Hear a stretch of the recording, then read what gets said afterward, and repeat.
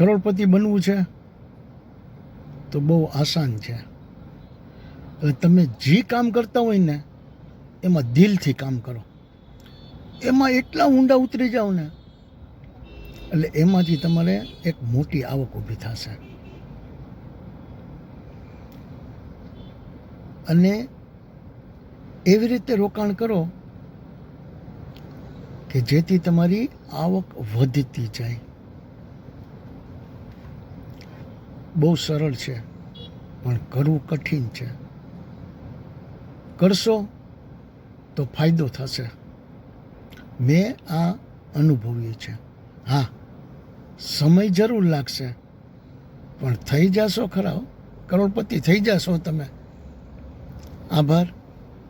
હવે મળીશું નવા વિચારો સાથે નવા એપિસોડમાં.